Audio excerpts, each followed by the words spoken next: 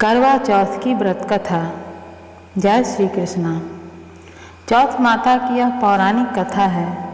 एक सेठ सेठानी थे, उनके एक बेटा और बहू थे। बहू सबको भोजन करा के फिर स्वयं भोजन किया करती, लेकिन एक पड़ोसन ऐसी भी थी जो रोज़ पूछती कि बहू आज खाना में क्या खाया है। बहू कहती ठंडो बासी। सुनते सुनते एक दिन उसके पति ने सोचा और विचार किया, आज तो खाने में पकवान बनाए हैं, फिर देखें कि मेरी पत्नी क्या कहती है। उसके पति ने तरह तरह के पकवान बनाए और घर के सभी लोगों ने एक साथ बैठकर भोजन किया। आज भी पड़ोसन ने पूछा तो बहू ने कहा ठंडो बासी। सेठ के लड़के ने सोचा, हो न हो कोई बात अवश्य है जिससे कि मेरी पत्नी ऐसा बोलती है। उसने पत्नी से पूछा, तुम रोज़ ठंडो बासी खाया ऐसा क्यों कहती हो, जबकि हम सब ने एक साथ बैठकर कई तरह के पकवान खाए हैं। उसकी पत्नी बोली, आपने जो खा रहे हैं वह बाप माँ की कमाई है। जिस दिन आप कमा कर लाओगे उस दिन मैं समझूंगी कि ताज़ा भोजन कर रहे हैं। सेठ के बेटे को बात समझ में आई और उसने अपनी माँ से कहा, मैं बड़े शहर में काम करने जा रहा हूँ। माँ बोली, अपने पास इतना सारा धन तो है, तुम काम करके क्या करोगे।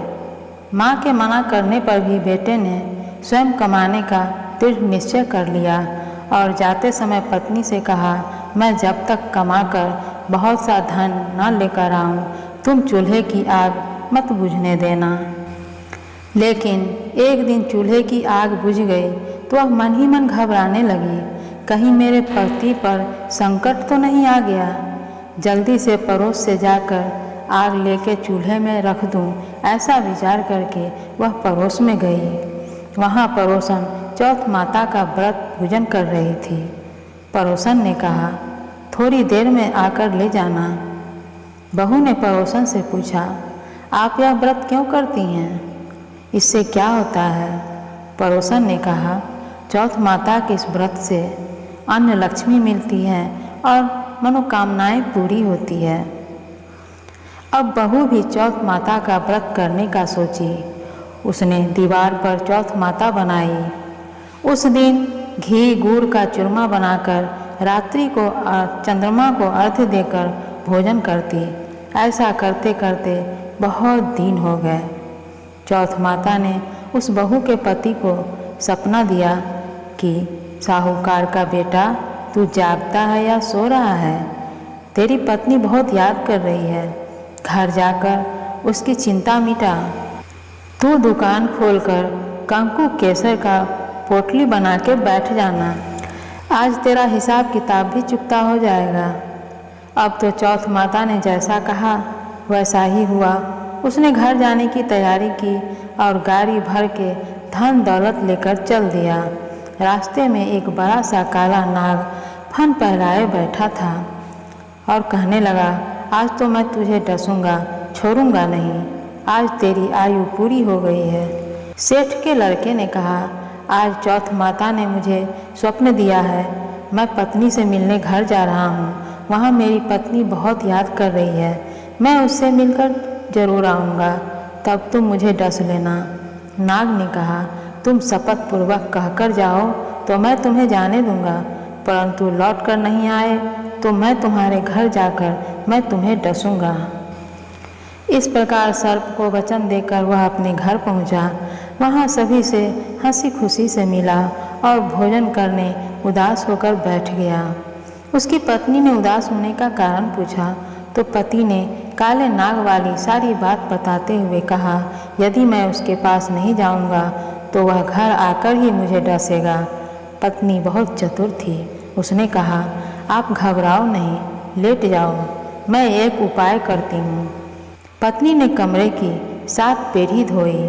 पहली पेढ़ी पर रेत, दूसरी पर इत्र, तीसरी पर गुलाल फूल, चौथी पर कंकु केसर, 5वीं पर लड्डू पेड़ा, छठी पर गादी गलीचा और 7वीं पेढ़ी पर दूध का कटोरा भरकर रख दिया। इस प्रकार वह 7 ही पेढ़ी सजाकर बैठ गई। आधी रात होते ही नाग आकर पेढ़ी चढ़ने लगा।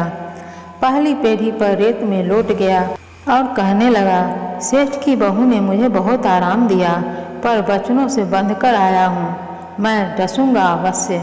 इसी प्रकार 7 पेढ़ियों पर नाग आराम करता हुआ और कहता हुआ कि डसूंगा जरूर, कमरे में जाने ही वाला था कि चौथ माता ने विचार दिया कि मैं इसे नहीं बचाऊंगी तो संसार में धर्म कर्म का व्रत पूजन को कौन मानेगा।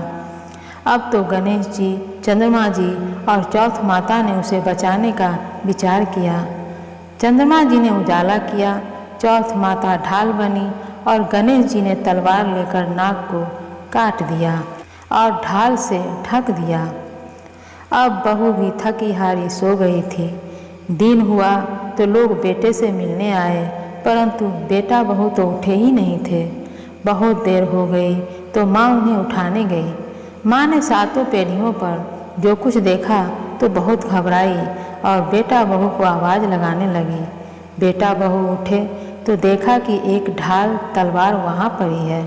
अब ढाल उठाई तो वहीं काला नाग मरा हुआ पड़ा है। बेटा बहू ने सोचा कि आज तो धर्म कर्म ही आरे आए, जो भगवान गणेश जी और चौथ माता ने अपनी रक्षा की। हे चौथ माता, आपने जैसी सेठ के बेटे बहू की रक्षा की, वैसी सबकी रक्षा करना। जय चौथ माता की। श्री गणेशाय नमः। करवा चौथ व्रत की कथा। साहूकार के 7 लड़के और एक लड़की की कहानी।